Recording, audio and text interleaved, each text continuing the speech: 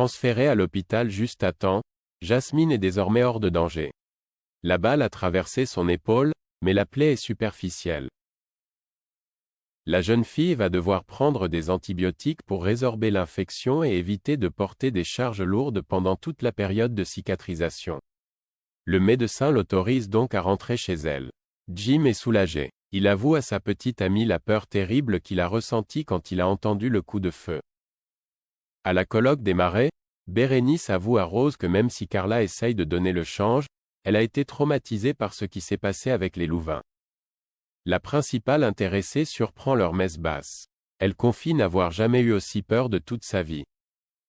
Pendant ce temps, la gendarme en charge de l'enquête sur les Louvain interroge Jasmine et Cléo pour savoir où ils ont pu aller. Si Jasmine n'a quasiment aucun souvenir des derniers moments passés avec eux, Cléo, quant à elle, prétend ne rien savoir sur la destination de ses parents adoptifs. Elle affirme d'ailleurs qu'elle regrette de les avoir recontactés. Peu après, Cléo sort dans le parc, où Jasmine la rejoint. Celle-ci essaye de savoir si sa meilleure amie d'enfance a dit la vérité à la gendarme ou si elle couvre ses parents. Cléo lui ment en déclarant qu'elle n'a aucune idée de l'endroit où ils vont. Au même moment, Suleiman vient prendre de ses nouvelles. De son côté, Rose prend un café avec Paul et lui exprime son envie de tourner la page. Ce dernier lui propose alors de l'accompagner pendant quelques mois au Costa Rica où il a l'intention d'investir dans une chaîne d'hôtellerie durable. En effet, il n'a pas envie que leur histoire s'arrête. De retour à l'Institut, Rose passe à l'infirmerie pour en parler avec Constance, ignorant que Carla passe dans le couloir et l'entend évoquer ses projets de départ avec Paul. La jeune fille s'en va avant d'entendre sa mère admettre qu'elle ne se sent pas prête à la laisser après tout ce qu'elles ont vécu. Quand Rose rejoint les Furiani en terrasse en train de déjeuner avec Carla et Bérénice, cela crée un quiproquo.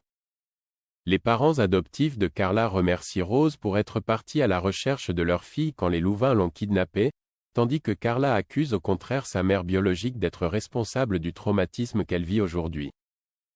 Un peu plus tard, Bérénice retrouve sa petite amie à la colloque des Marais et l'incite à se confier. Carla lui révèle ce qu'elle a entendu un peu plus tôt, avouant avoir l'impression d'être abandonnée par Rose. Dans le parc, le roi réunit la brigade du pop-up afin d'annoncer à Enzo et Vic qu'il les a choisis en tant que chefs pour participer à la soirée Jeunes Talents qui a lieu le lendemain soir sur une péniche privatisée. Tom ne cache pas sa vexation de ne pas avoir été choisi. Le roi ajoute qu'il aura une grande nouvelle à annoncer à Enzo durant la soirée. Pendant le service au restaurant éphémère, Tom ne se remet toujours pas de ne pas avoir été choisi. Quant à Enzo, il ne cesse de faire des suppositions sur ce que le roi compte lui proposer. Il s'imagine déjà partir à l'aventure. En fin de journée, Billy vient annoncer à Tom qu'elle a été choisie par le roi pour participer à la soirée Jeunes Talents en tant que maître d'hôtel. Elle promet à son petit ami de lui trouver une place à la soirée. Pendant ce temps, Enzo et Vic sont ensemble à l'internat. Enzo reçoit alors un message provenant d'un numéro masqué qui le met en garde. S'il va à la soirée Jeunes Talents, les choses vont très mal finir pour lui. En cuisine, Zoé remercie Anaïs d'avoir accepté de la prendre dans sa brigade.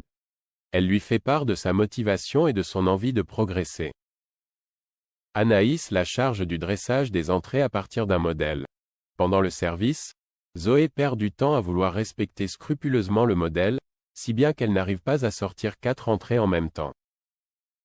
Par ailleurs, Anaïs la surprend en train de faire des signes à Gary, venu l'encourager derrière la porte vitrée de la cuisine.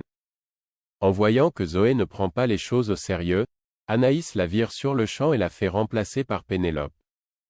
Dans le parc, Zoé retrouve Gary. Tous deux regrettent leur attitude. Lorsque Lionel vient prendre des nouvelles de sa sœur, celle-ci prétend que le service s'est bien passé. De nouveau seule avec son meilleur ami, Zoé craint de ne pas être à la hauteur pour le concours. Gary la réconforte et lui remonte le moral.